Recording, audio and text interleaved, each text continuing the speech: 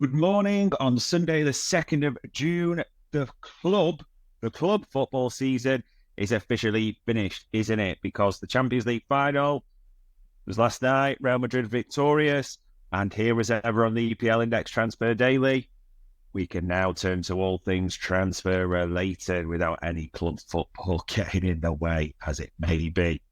And probably the real headline for this that I'm sure a few of you have seen, quite a few almost breaking news that all the expectations are that Sky Sports had it, whatever you think of them, Romano, even Jacob Steinberg, the Guardian have got it, the Standard, sorry, have got it, that Tosin Adarabioyo, or Adarabioyo, I might be pronouncing that wrong, is set to move to Chelsea. It's a full turnaround. He looked nailed on at one stage, didn't he? He had the contract proposal from Newcastle, but it's a full turnaround, and he is expected to sign any day for Chelsea, which now actually brings its question because Chelsea were looking to sell a lot of their homegrown talent, weren't they? There's talk, will the hotel, the training ground deal be ratified, their FFP issues, all that type of thing.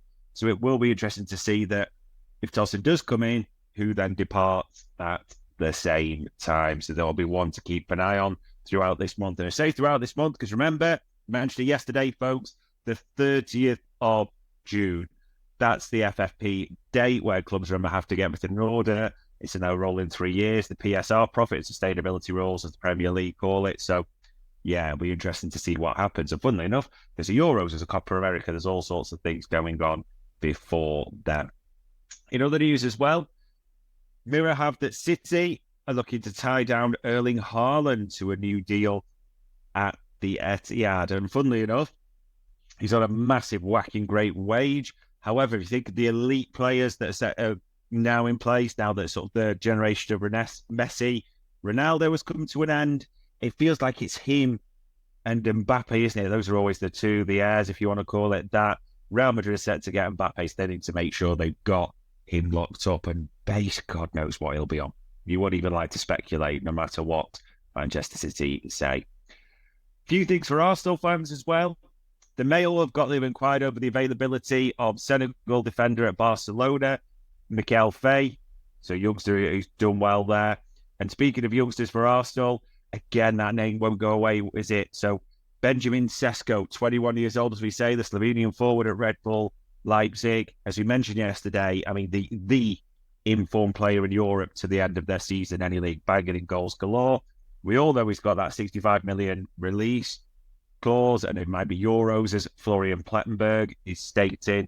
Arsenal are still the name that keeps coming up. No two ways about it. One that we kind of alluded to stuff yesterday a little bit as well, didn't we? Some stuff that's coming into the paper that L'Équipe have got, funnily enough, that Newcastle and Liverpool are both keen on Brentford forward Brian Mbeumo. We mentioned that in his interview the other day. An interesting one, new out the Sunday Mirror again for Manchester United fans, linked with two attackers. Two, you could argue, big name, but well-known Premier League attackers, maybe it's better to say. So the two names coming up are Wolves' Mateus Cunha, and that's suggested around £60 million, and West Ham's Mohamed Kudus. Again, suspected, as it said, to have a release clause. David Ornstein's confirmed that. No one's actually confirmed the amount exactly. There's been speculation. That's important to say, but yeah, it'll be interesting to see what happens there. And sticking on, well, almost, I suppose, linking United, linking Arsenal together. Goal have got the Monaco and French international midfielder, Youssouf Fofana, a player that's been linked with the Premier League for such a long time now. A year left on his deal that United and Arsenal are in for the 25-year-old. You always felt that he was going to sort of make the move, and you always wondered if he was running down his contract, etc., that type of thing. So if Monaco are going to get any money for him, and they've qualified for the Champions League, don't forget, but if Monaco are going to get any money for him, it has to be now. And it always felt like the Premier League would be where he'd end up ultimately. We mentioned Newcastle now, obviously they'll be disappointed. There may be a little void, though, because they were expecting two, but they're expected to still get one. And who am I talking about? I'm talking about Lloyd Kelly, so the 25-year-old left-sided defender, centre-back, can play left-back as well. Left Bournemouth on a free. So he is still expected, according to Sky Sports, to join Newcastle. So they thought they'd get two, but it's more likely they'll get one. The name that just won't go away, Janred Branthwaite to United. Again, Football Insider, a different outlet this time, as saying there's still a discrepancy in the valuation of, and funnily enough, Football Insider claims United are £30 million short in that regard. So it will be interesting to see if anything does progress. There's been a lot of stories, but yeah, interestingly enough, the fees all seem wide of the mark. A couple of other things to bring you. The Spurs, apparently, there's a few outlets had this, but I'm looking at Team Talk here. Eze,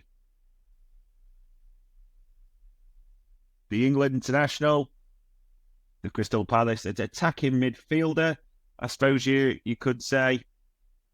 However, Spurs, yeah, like him. What the fee would be, you'd think it would be astronomical. I mean, Palace are an interesting side because they've got Glasner now, they've got so many talents like Eze, Elise, and normally you'd expect them a bit like Zaha to sell those, but